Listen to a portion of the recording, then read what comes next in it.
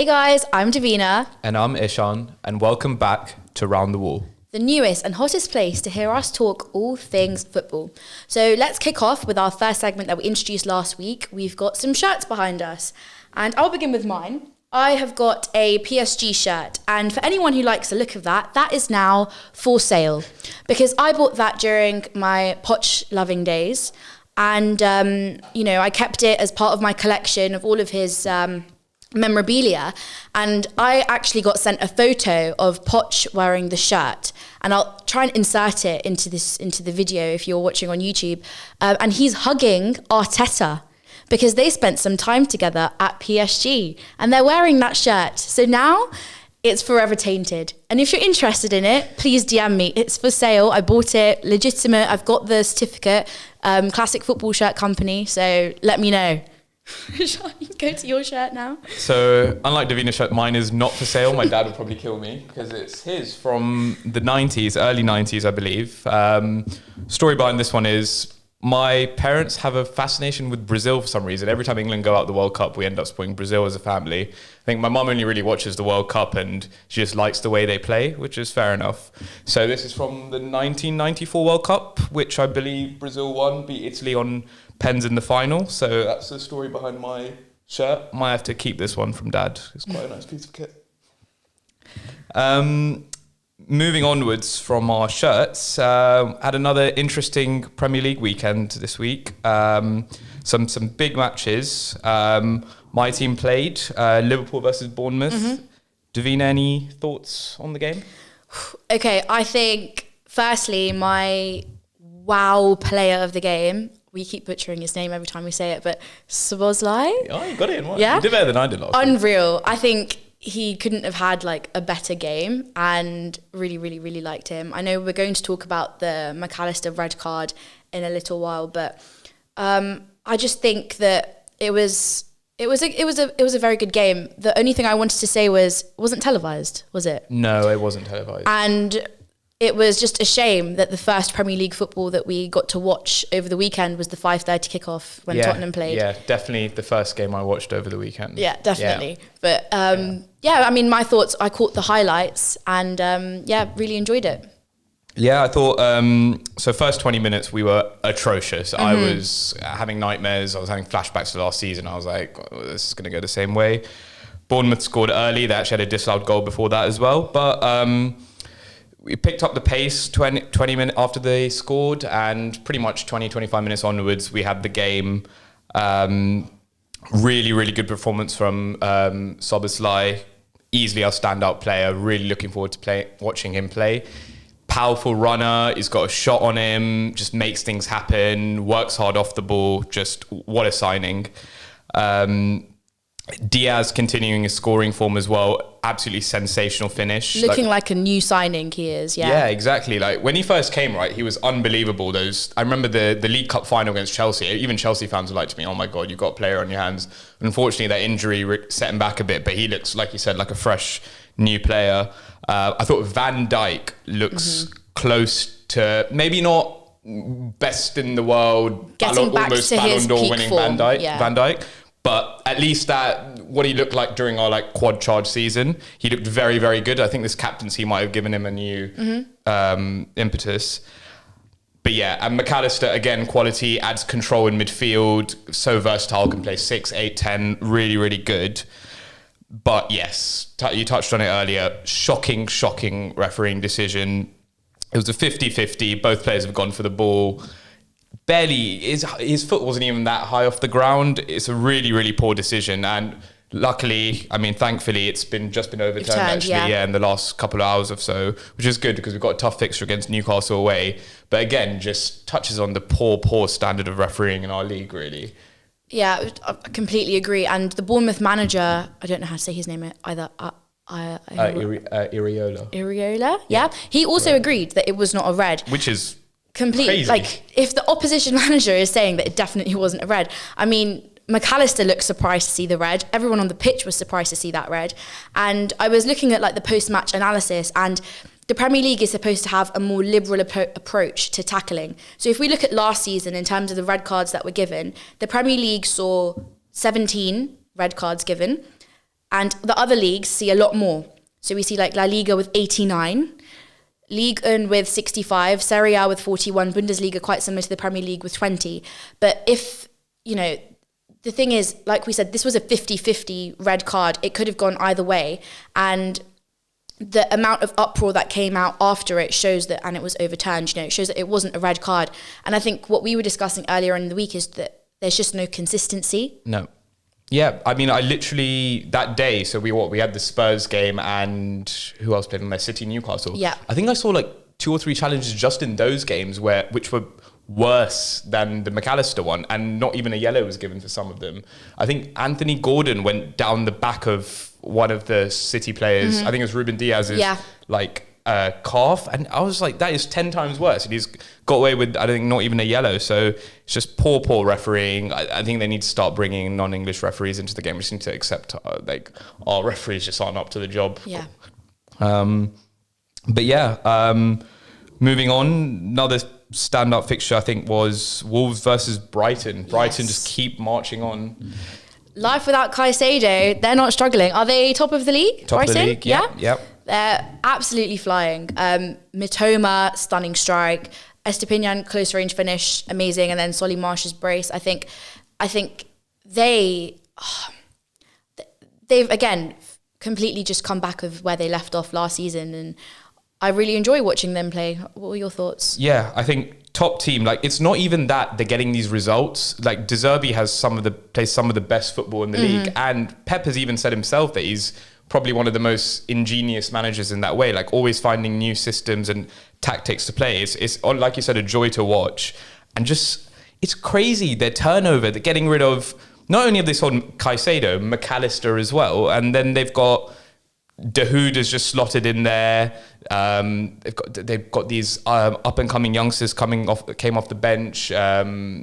Ferguson off the bench. They got Pedro, their record signing, didn't even start. It's just incredible what they're doing there. I'm sure that their luck surely has to run out at some point.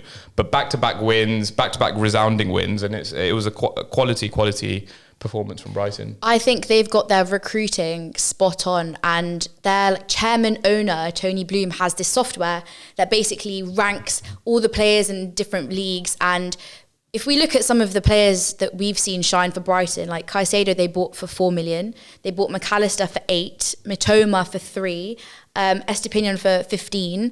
And all of those players, when sold, go for like at least 5 times as much as what they were bought for.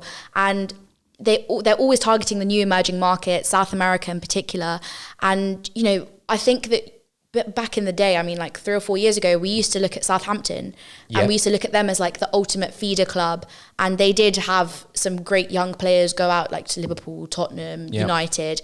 And Brighton have done that, but to another level. I mean, it must be something down south, isn't it? It's a southern thing. But yeah, even that, I think that, who's that youngster? Is it Adingra or Ading? He looks class as well. It's crazy what they're doing down there. But honestly, fair play to them. A couple of Liverpool boys there as well, want them to do well, Milner and Lallana. So another big game this weekend was Chelsea-West Ham, the London derby. I am ready to cook you, Chelsea. Let's just have a look at Chelsea and their spending, because we went off in them in the last podcast talking about their £1 billion spending. But the last time that Chelsea were in the top half of the table, Queen Elizabeth II was our monarch. Yeah? They have won 5 out of their last 31 competitive games. They've spent £1 billion in the last year to have 5 wins in 2023. Yeah? And out of those 5 wins, that includes wins against like Leeds, Leicester, Bournemouth. So not even anything like gargantuan. Now let's talk about their players and who had a stinker in that game. And I'm going to mention one player in particular. I mean, could mention 2. We could mention 2. And their total cost is 230 million. Enzo Fernandez and Caicedo. One over £100 million player missed a pen. Another gave away a pen. That is brilliant recruiting from you, Chelsea, and you've got absolutely fleeced. Your thoughts, Ishaan? I thought, echoing everything you've said, I thought Chelsea actually played decently well in the first half. Sterling was good. I have to admit. Sterling was good. But I have rated Sterling. Fine. He looked back to how we used to see Sterling taking on players, going past them. I thought Jackson was a handful, just doesn't seem to have anything, be able to finish anything. No. Enzo was decent up till we missed the penalty. And then... You say decent, but he's not over £100 million wow. No, he wasn't over £100 million wow in that game. He played some good balls, but not. You would expect probably far more from and he's been there for 6 months now. Mm-hmm. And to add to your stats, Enzo's never seen the top half of the table. That's another one to add. He has 3 league wins in a Chelsea shirt. Yeah.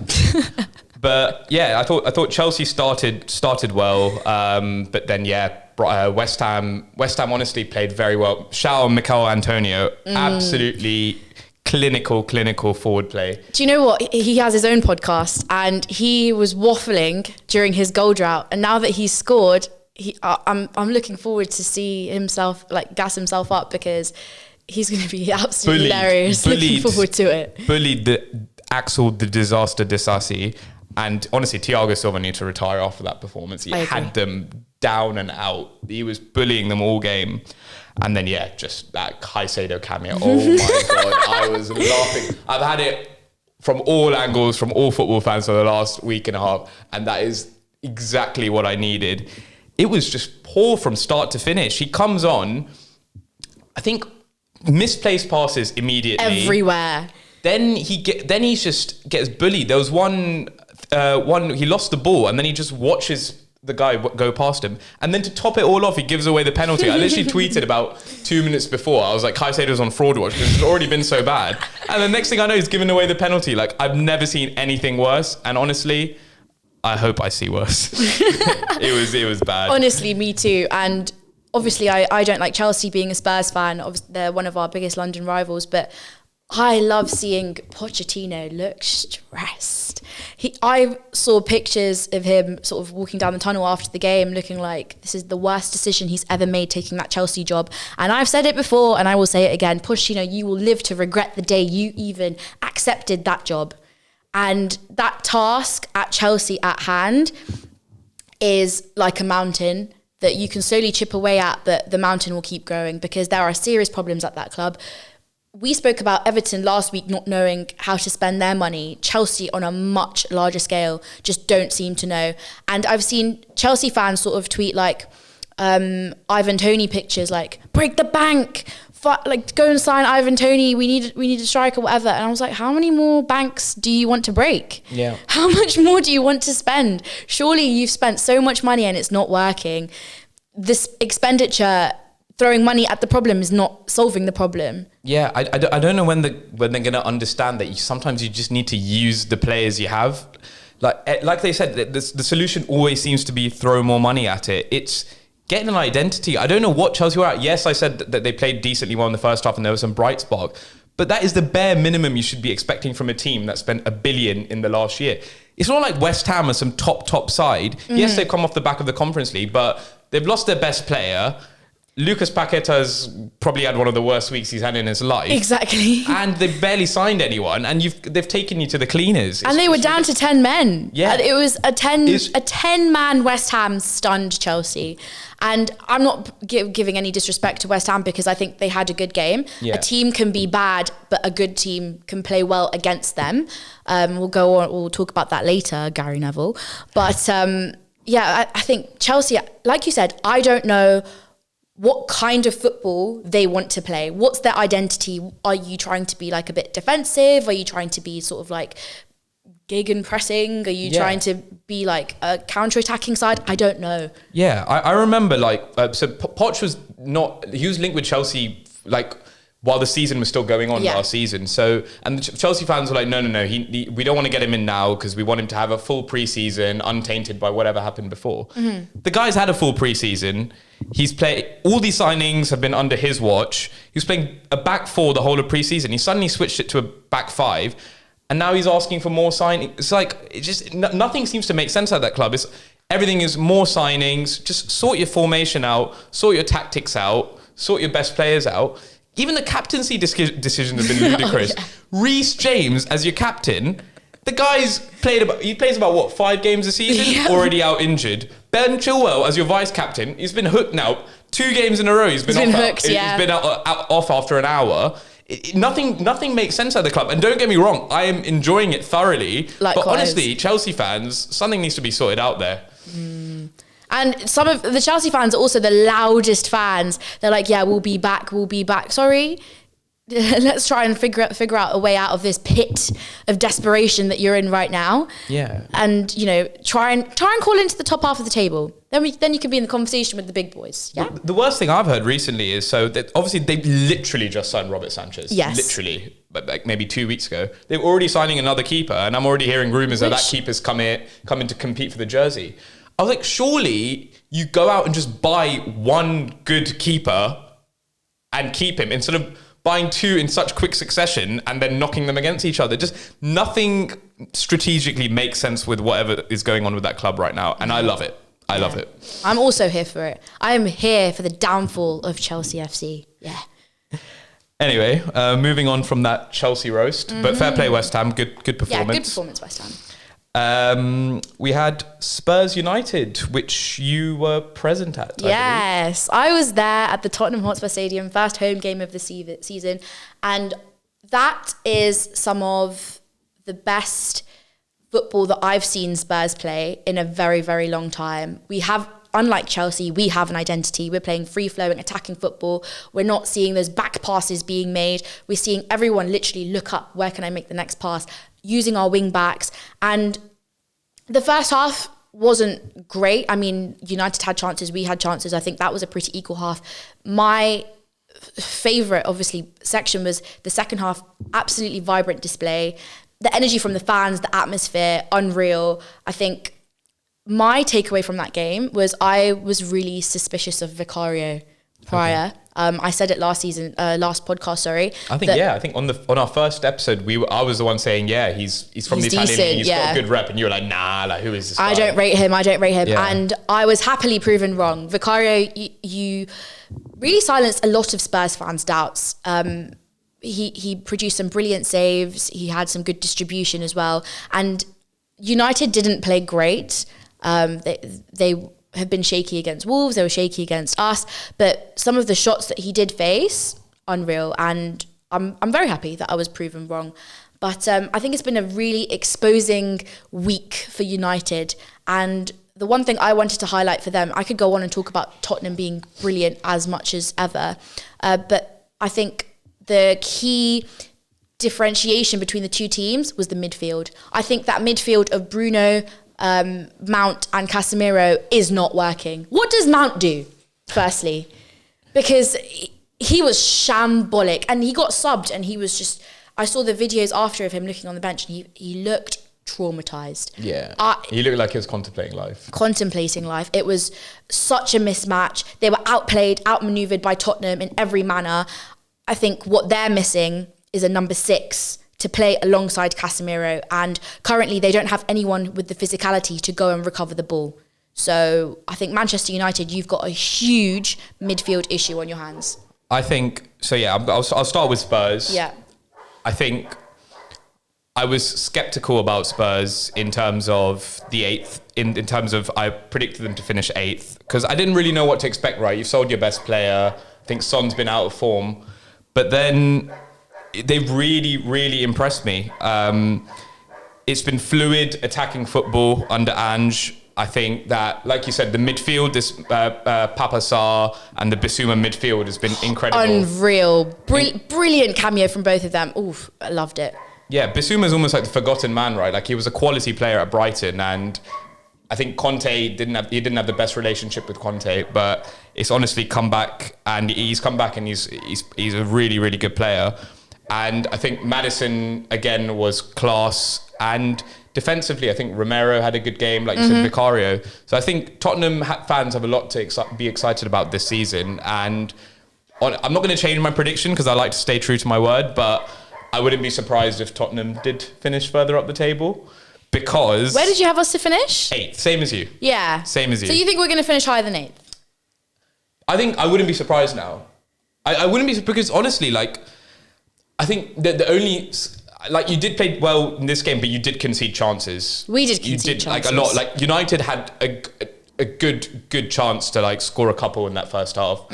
So I think it would be, again, if your downfall would be that you would concede decent amount, like in Brentford, like Maddison created a lot, you had good chances, but you also conceded twice. Yeah, speaking of Maddison, we're still waiting on that injury update. And do you know what? I spoke earlier that I might be the jinx. I ordered Maddison 10 on the back of my shirt, still not here, and he might be injured now. It's looking like it's only going to be a week, but without Maddison, I know we create chances, but I think he also does a great job of like sort of bringing all of our players back to defend. He's proper vice captain, a little bit worried about that, but completely agree with your point of the fact that we do concede chances, and that's maybe the sort of issue I have with playing Sarr and Basuma together, because I don't think they're defensive enough. You don't think so? I thought Basuma it's been pretty good defensively, like especially at Brighton. I mean, I haven't seen enough of him bar this game. Is he not all that? Yes, but I don't know whether it's an issue of, you know, they have to play together a little bit more to understand how each other, like they play with each other. But then, you know, people give a lot of hate to Højbjerg, and I have in the past as well, but I think we looked a little bit more like defensively solid when he did come on. Yeah. So it's about the thing. I think it's about finding the balance. Yeah, I think the season will show whether it's more about that midfield pairing gelling together, or whether it's actually about the components of your actual defense, right? And they're also gelling together, to be fair. Like Romero and Van der Ven is a new partnership, and the fullbacks still keep. I mean, Udogie's kept his play, and he looks a good player. Good. But the keeper's new, and you changed your right back. It's gone from Emerson to Porro. Yeah, so I think that will sort itself out. That's where I still see Tottenham falling down a little bit, and also they still don't have a consistent goal scoring outlet. Like they keep scoring goals, but you have to rely on Papa Sarr and who scored own goals. Ben Davies, but an own goal. And who were the 2 goals in the first one? Romero and Emerson. Yeah. Romero, can you see the pattern already? It's 4 different scorers, one being an own goal, none of them from anyone in the forward line. So that could also be an issue going forward. Kind of like how Chelsea were in the last few years. You know, they didn't have a focal point at number 9, so they kind of have to be players chipping in from all over the team. So those would be the issues. But in terms of a style of play and identity, you've already got more of an identity than Chelsea or United do.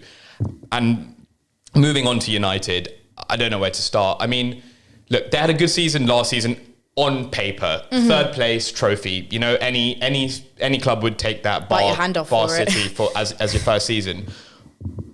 Issue with Ten Hag is these are all his players. Yes. Anthony, 100 mil, his player. Casemiro signed when he was there. Mount, he signed him. And they just talk about lack of identity. Honestly, Chelsea have more of an identity. I can still see some patterns of play within Chelsea. United, I can't see anything. It looks the same kind of football that they were playing under Ole. Like, they rely... The only time they look somewhat cohesive is when they're on the counter. Like, then they kind of switch on. But when they're in possession, they don't really know what they're going to do. It seems all a bit disjointed. The midfield does look a bit imbalanced. Like, Casemiro's not getting any younger. So I think the older and older he gets, the less and less ground he's able to cover, less mobile he is. Mount still does not look to his like prime Chelsea form and just looks a bit out of place. And then Rashford in the number 9. It's just a failed experiment. I don't know why he's persisting with Garnacho from the left and Rashford up front. I know he's waiting for the Højlund to come back, but he was trying out Sancho as a false 9 in pre-season. Go back to that, because you want to try and make use of your primary weapon, right? I touched on in our first podcast, the only pretty much source of goals are really Rashford and Bruno right now while Højlund's out. Rashford is only effective from the left, so play him on the left. And then the back line, I mean, Leacher was torn apart. Like to a new level. I think, again, Onana, had a good game. So he did have a good game. He's the only bright spark I've seen from United, but here's been a couple of really, really poor performances, lack of identity.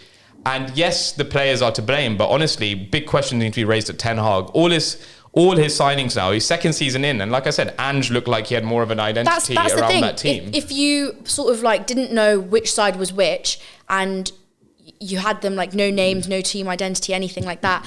If you looked at the way that both teams performed, you would not be able to tell which team had lost their star striker, new manager in like within a couple of months have got that identity. Whereas, like you said, Ten Hag, second season in, he's supposed to have this like free-flowing attacking football mindset like he had at Ajax, and you wouldn't be able to tell that this is his second year, and Ange has literally had like just over a month with his whole set of players. And that's a worrying sign. Like, I mean, I thought the same last season as well, but last season I gave Ten Hag an excuse because I was like, look, he hasn't got all of his players in. Exactly. Like, for example, he had to play with Wout Weghorst for half the season. And I thought he was just adapting to what he had to deal with, and he managed to get a good result out of it. I was like, fine, you know what, that's fair enough. But now you've got your players. You asked for a goalkeeper, you asked for a midfielder, you asked for a striker. You got all three. You've had 2 pre-seasons now. Yep. You know the squad, so there's no excuses now. It was quite poor, and I worry for them. And that's why I say, I'll touch on it. That's why I say I can see Spurs finishing higher. And I regret now not putting Newcastle in my top 4, because at this rate, I can't see United getting top 4 if they continue the way they are. And I think Newcastle look better than anyone around them, bar City or Arsenal. And they'd even look better than Arsenal than me at the start of the season. No, I'm not trying to bash Arsenal or anything, but yeah, I regret having not put Newcastle in there, and I'm really questioning my decision to put United in there based off these first 2 performances. Yeah, I completely agree. We spoke about last week how they looked shaky against Wolves. I think very lucky to get that 1-0, and now I think because they lost against us, didn't even score, like we had a clean sheet. And they've had a good record against you. I touched on the podcast yesterday, I went to look at the actual stats. I don't think they'd actually beaten you since 2008, in a few years actually. I think it was like 2018. We haven't beaten United since. Sorry, yes. Yeah, we haven't beaten United since we beat them 6-1. Yeah, that was during COVID. Ago, yeah. So that was in 2020. So you're right. Even in terms of like fixture history, it's usually a good fixture for them, and yeah, just didn't go well. It's not gone well on the pitch, and it's not gone well off the pitch, has it, either? No, and I think it's just a testament to how much bad vibes is around the club right now. Obviously, they released the Mason Greenwood statement last week. I just think that the way that they've handled that situation is absolutely disgraceful. Ultimately, Manchester United have come to the decision that Mason Greenwood would be recommencing his career away from Old Trafford, but which for the record is definitely the right decision.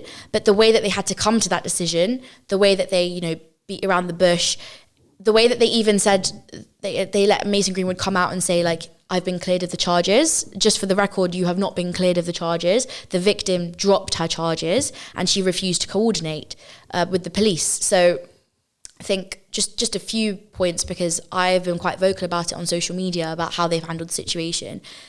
In Manchester United's statement, when they sort of gave their reasoning of why they had taken so long and they have that deliberation, within all of the press releases that they gave, they categorized charities that helped women against abusers as hostile.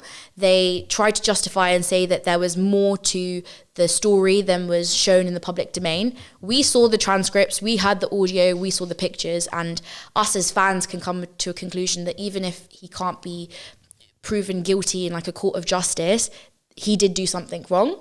And the fact that the club had to take so much time to deliberate over that was, absolutely disgraceful. Yeah, I think it's exactly that. Like you hit the nail on the head. The fact that they had to take so long, like, okay, yeah, you have somewhat of a duty of care. Send him, make sure he's had the whatever mental health support that he needs, or any medical support his girlfriend needs. But you cannot contemplate him playing for the club ever again. Manchester United is one of the biggest clubs in the world. What kind of a precedent would that send? And the only reason that they've gone back on it is because of they put out a bit of a taster, right, to see what the reception would be, and it was met with absolute backlash. It's ridiculous. Like, even in the statement, that the way it was worded, like you said, it was Greenwood was never actually, he was cleared of all charges. He wasn't cleared of all charges. He was not cleared of all charges. It was just the charges were just dropped.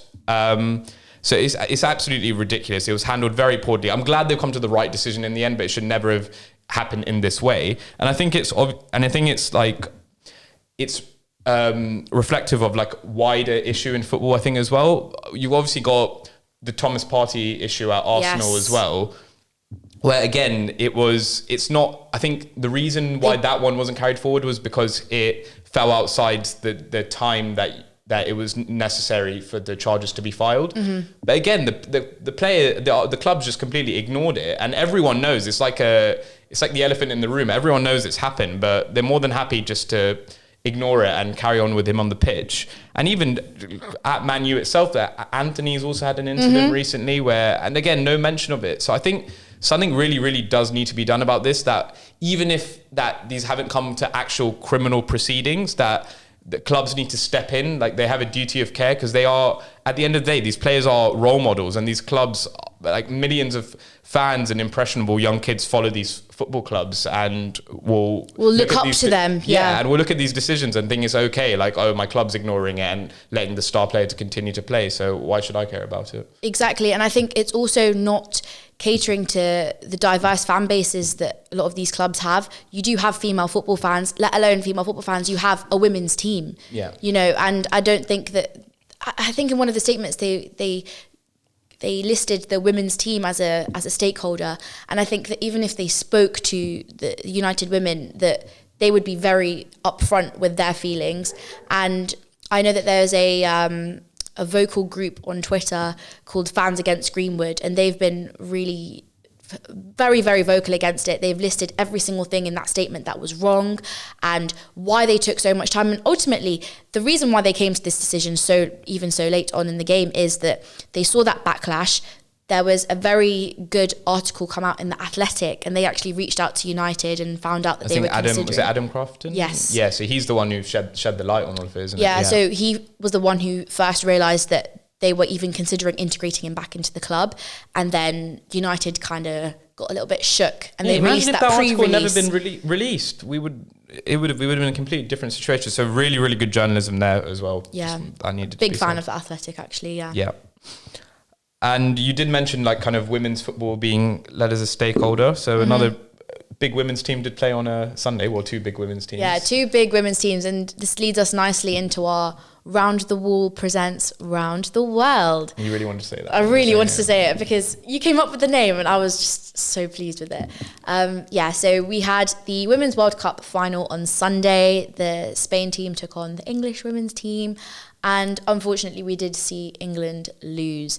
I think it was such a brilliant game. And I just want to give the Lionesses their flowers. I think that the way that they've been able to bring the country together. And I've seen now more than ever, more fans, even casual football fans, watching the Women's World Cup. I remember the last World Cup, I think it was in 2019, the women's one. People didn't even know what was going on. And the coverage that it's been getting, I was seeing sort of like England flags in the supermarket, which I didn't see in the last World Cup. You see it everywhere for the men's. And I now see girls like asking for football boots on like for Christmas and their birthday, and it's a really good thing to see. Growing up, I went to an all-girls school. I was never given the opportunity to play football, and I think that given my interest in the sport, we have co-started a podcast together all about football. I think it would have been something that I was really interested in, and as an adult, I'm thinking of even starting playing. So not just the Lionesses, all of the teams, even seeing all the support come out in Australia. It's been a really, really positive summer for women's sport. Yeah, I completely agree. I think I could characterize myself as like a typical football fan in that way. And definitely I've just myself have been more interested with the Euros that England won, and this has really got me into it. Like I watched...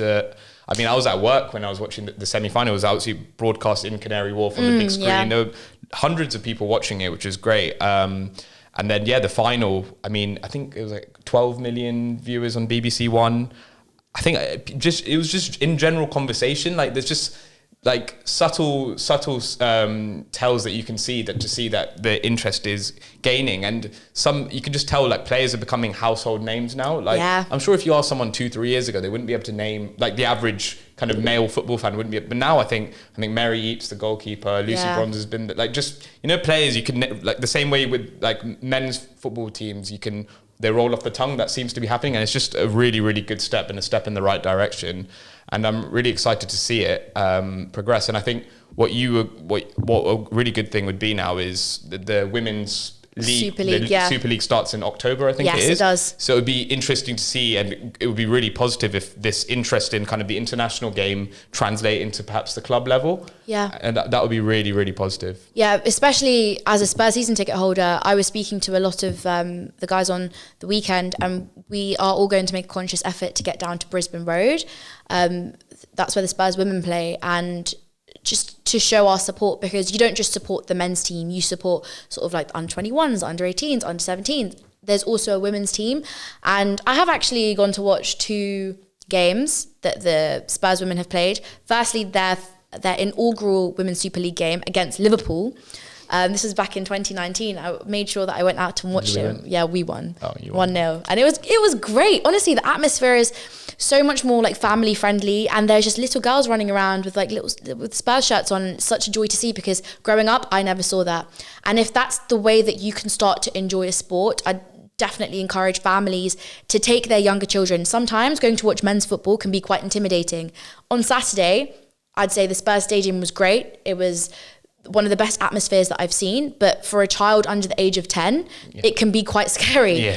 So if you are parents looking to get your children involved into sport, it's a good way in. Yeah, exactly. Without having to hear kind of like the usual like foul language and just heavy drinking and that kind of thing. Yeah, 100%. And I also want to touch on the fact that men's football has become increasingly more expensive to go and watch. Yeah.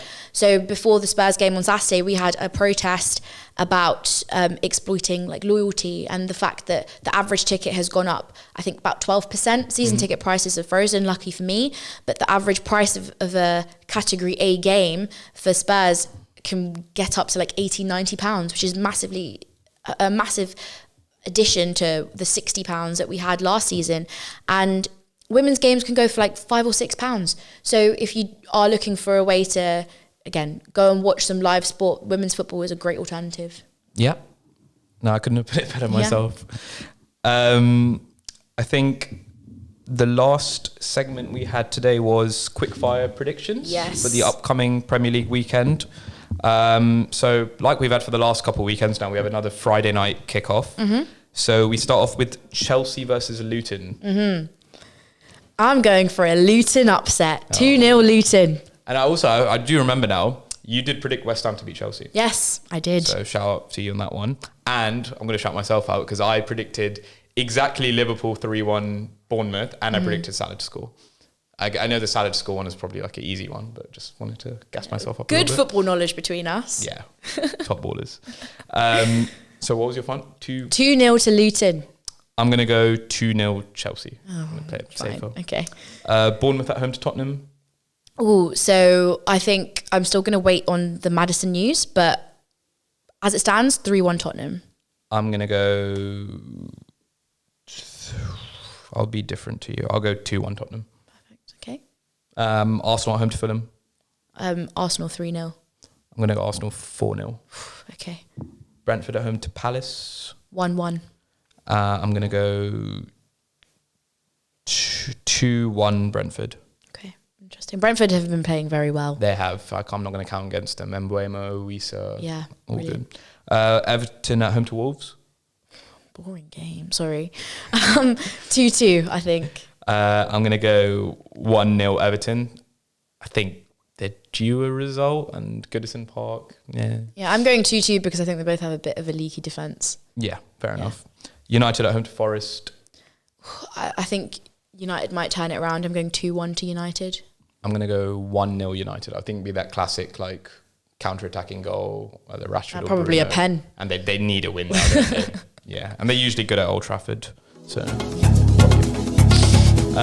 Brighton at home to West Ham. Oh, Brighton are going to battle West Ham. I think 4-1 to Brighton. I'm going to go 3-1 Brighton. Yeah. Burnley at home to Villa. Burnley at home to Villa. I think 2-1 to Villa. I'm going to go with that as well. Yeah. I'm excited to see that one actually because Burnley obviously missed the second game week, yeah. right? So we haven't actually seen them since they played City. And Villa are a top team, so I'm really, really looking forward to that one. Sheffield United at home to City. That's going to be a battering. I think City keep a clean sheet. I'd say about 4-0, I think. I'm going to go 5-0. Whoa. Yeah. Manchester City. I'm dressed in your colours today. Come on. Newcastle at home to Liverpool. Oh, I didn't know that game was happening. That's a tasty game. That's the Monday night kickoff. Oh, no, sorry, Sunday 4:30. Yeah, Sunday. So I think you guys will. Who's at home? Newcastle. Ooh, I'd say 2-1 to Liverpool. I'm gonna go 1-1 because I'm predicted the draw, and I don't want to be too cocky on my own team. And like I said, Newcastle are in top form right now. Mm-hmm. Well, I think that's everything we had for today. Yeah. So as we say at the end of every podcast, please make sure that you are following us on all of our socials. It's at Round the Wall on every single social media platform. Like, comment and subscribe, and we massively appreciate all of your support. Keep the messages coming. Any feedback as well, literally just message us. We appreciate it. Yeah. And we'll see you right back here next week.